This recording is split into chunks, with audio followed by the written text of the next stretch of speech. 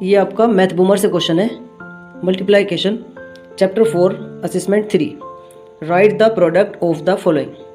तो कुछ प्रोडक्ट्स आपको दिए गए हैं, चलिए अभी करना कैसे है आपको कर लेते हैं। आपका 52 मल्टीप्लाई 10 दिया गया है, तो आप 10 से अगर 52 को मल्टीप्लाई करते हैं तो आपका कितना आता है। देखिए यहाँ आप कंफ्यूज इसलिए हो जाते हैं क्योंकि आप सोचते हैं कि इसको मल्टीप्लाई का क्वेश्चन बनाएं, तो इससे यानी आपका अगर ज़ीरो वाली डिजिट से यानी 10, 100, 1000 यानी इन डिजिट से जो क्वेश्चन होता है वो बहुत ईजी होता है।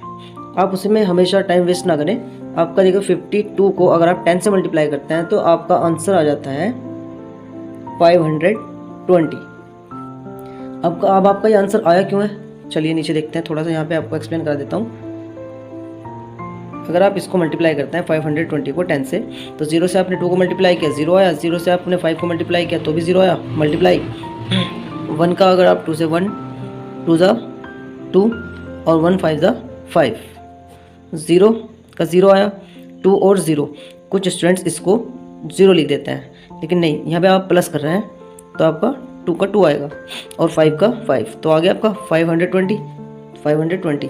ऐसे आप सेम इसमें देखिए 78 को आप अगर 100 से मल्टीप्लाई करते हैं तो 78 को आप ऐसे लिखेंगे तो आपका क्वेश्चन लॉन्ग होता है और टाइम भी लगता है आपका। तो जहाँ आपका टाइम बच सकता हो आप बचाइए। 78 को 100 से मल्टीप्लाई करना है आपको, तो आप लिखिए 78 और 100 में कितनी जीरो होती है 2, तो 2 0 लगा दीजिए, फिनिश।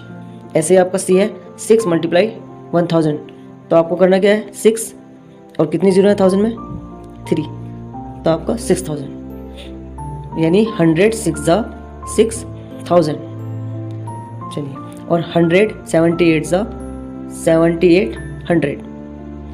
चलिए अब आगे चलते हैं। अभी देखिए बहुत शॉर्ट है, आप इसे भी इजीली कर सकते हैं। 0 को आप 0 नोट कर दीजिए और 3 8 ज़ा 24, आपका आंसर आ जाता है 240।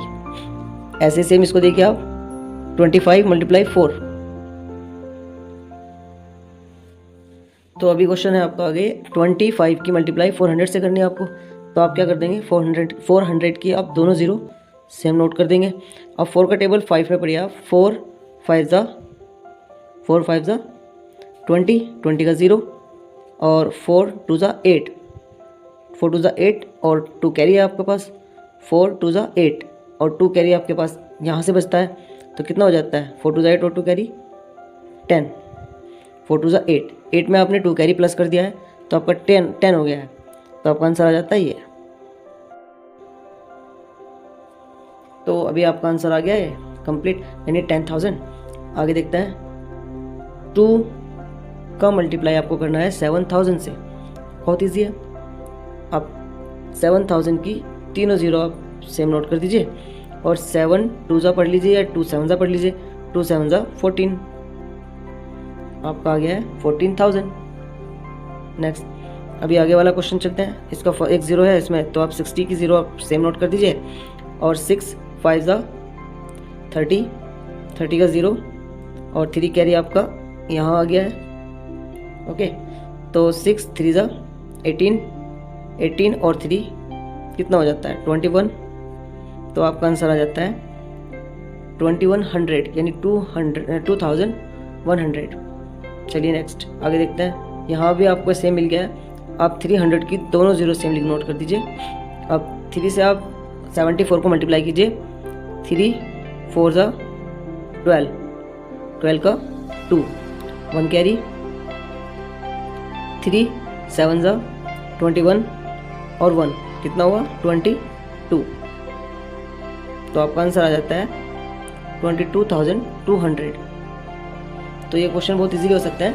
आप बस इतना, अगर आपको ये समझ नहीं आया तो आप इसको अगेन रिपीट करके भी देख सकते हैं, समझ आ जाएगा। क्वेश्चन बहुत इजी है, बस आप ये ख्याल रखें अगर लास्ट में 0 आ रही है 0 नोट कर दीजिए सेम आप, और उसके बाद से उसको जो बचता है जैसे मल्टीप्लाई कर दीजिए। जैसे आपने 6 को 35 से किया है और 7 को 20 से किया है, सॉरी 2 से किया है, और 4 को 25 से किया है, 3 को 8 से किया है। ऐसे आपने इसको कम्प्लीटली बहुत ईजिली हो गया, इसको कुछ करना ही नहीं हुआ क्योंकि इसमें 1 आ रहा है 1 1 1, तो आप इसे ईजिली कर सकते हैं। बाकी ये सब आपको समझ आ गए होंगे, आप इसको अच्छे से समझ लीजिए और बाकी ओके।